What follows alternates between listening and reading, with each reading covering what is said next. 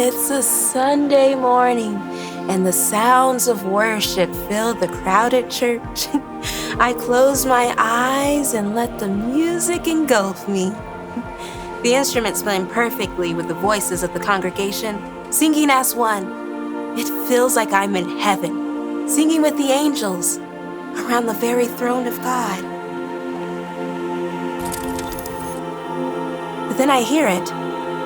In the midst of the perfect praise, something sounds off. I look around to find the source of the strange interruption, but I can't quite pinpoint it.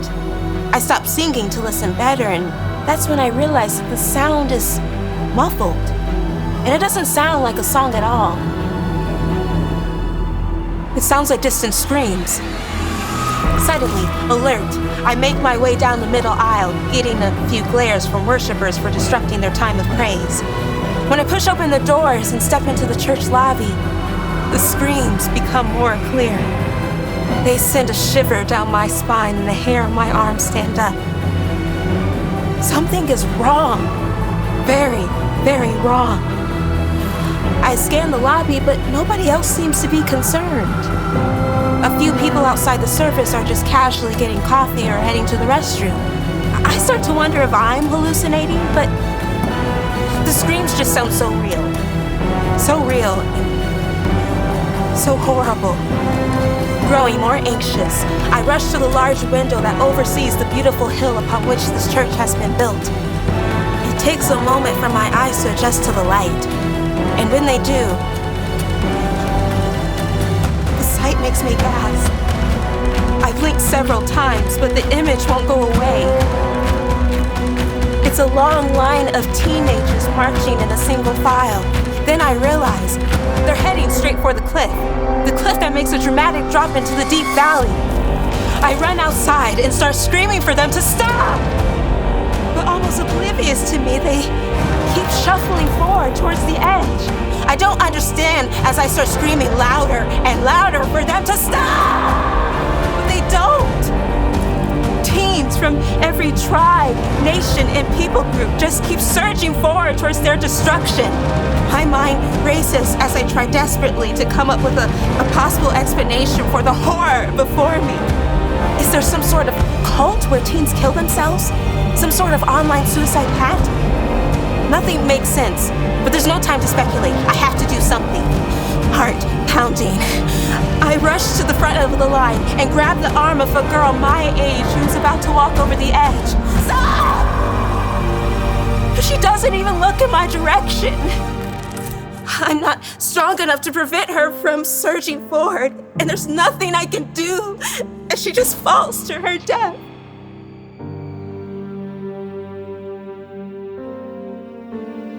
I can see the look on her face as she takes the first steps into thin air. She seems to wake up and realize where she is.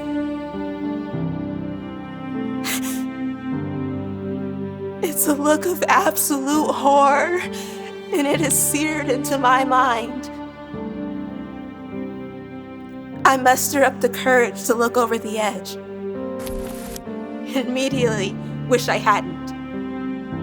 My stomach turns as I see a mountain of young, dead bodies strewn across jagged rocks, hundreds of feet below. I look into the eyes of the ones marching to meet the same fate and see that they're clouded. Suddenly, it hits me. These teenagers can't see. They're just blindly following the line of their peers to the ultimate peril. The realization inspires me to double my efforts, to pull them out of line. But every time I manage to wrestle one to the ground, as soon as I start to rescue another, the one I just wrestled gets up. And by some unseen, dark instinct, gets back into line. It's like an insidious magnet from hell is dragging them to destruction. After several minutes of trying to get them to stop, I collapse to the ground, exhausted. And there, drenched in sweat, I hear it really, hear it for the first time. I hear their screams more clear now. It's the sound of utter terror, of pure fear, of absolute horror. It rips through my soul like a lightning bolt of urgency and fills my body with holy adrenaline. I know now I can't save them alone. So, adrenaline still coursing through me, I run back to the church to recruit rescuers, temporarily leaving the steady stream of screams behind me. I burst through the front doors and still, out of breath, yell, "Everyone, I need your help right now!" Everyone in the church lobby stops and looks up at me. There is a line of teenagers walking over the cliff. We have to help them. Get out there and start taking teens from the line while I get everyone from the auditorium to help. After a brief moment, everyone in the church lobby goes back to what they were doing. The people making coffee resume making it. The people drinking coffee start sipping on it again, unfazed. Conversations start up again in a quiet hum. "Did you hear what I said?" I yell in disbelief. At a loss, I rush into the auditorium, pushing past the smiling greeter, and yell, "Hey, everyone, I need your help!" But the worship seems to drown out my voice. No one even looks in my direction. They just keep singing. I rush to the stage and jump on before anyone can stop me. Without hesitation, I grab the lead singer's microphone and the music stops. "Everyone, we have an emergency!" There's a long line of teenagers plummeting to their deaths over the cliff, just right outside. I need your help to save them. It's going to take us all.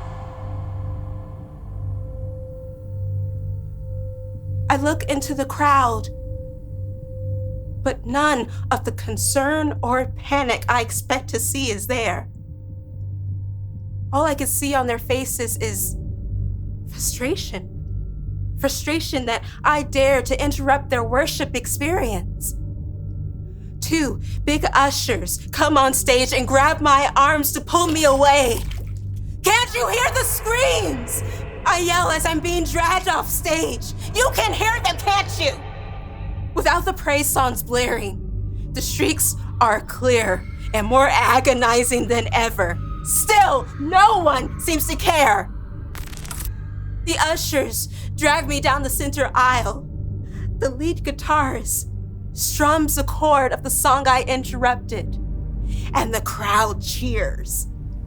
The lead singer steps back to the microphone and picks up where she left off. The crowd joins in, singing even louder, drowning out my screams and the ones just outside the door. "Can't you hear them? Don't you care? They're dying as you just seen. We have to save them." No one even glances my way. The ushers push me into the lobby and shut the doors in my face. Defeated and exhausted, I shuffle over to the empty couch and collapse. In one ear, I hear those sounds of worship from an oblivious church. And in the other ear,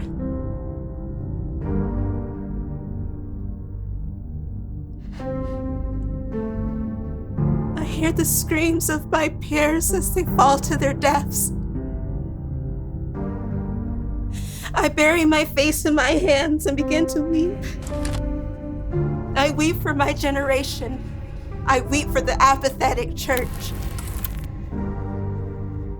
And I begin to pray. And in my desperation, begin to cry out to God.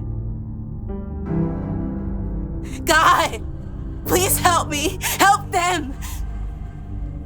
They don't see you. They don't know what they're doing. I don't know what to do. I know I can't save them.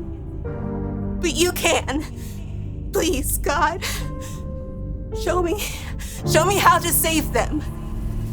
Someone interrupts my prayer with a tap on my shoulder. I look up and see it's a boy. I think he's in the middle school youth group.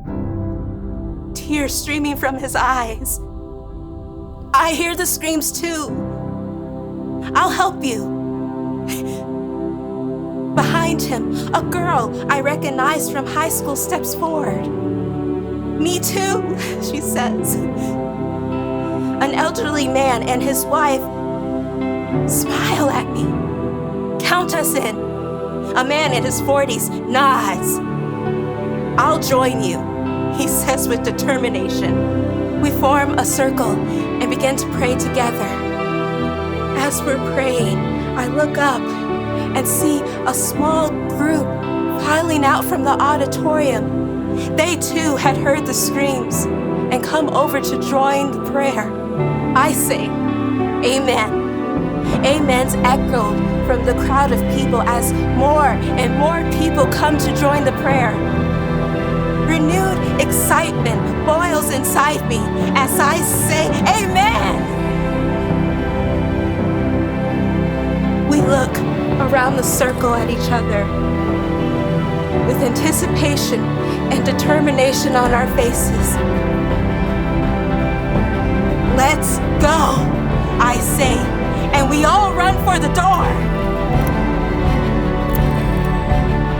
And this is how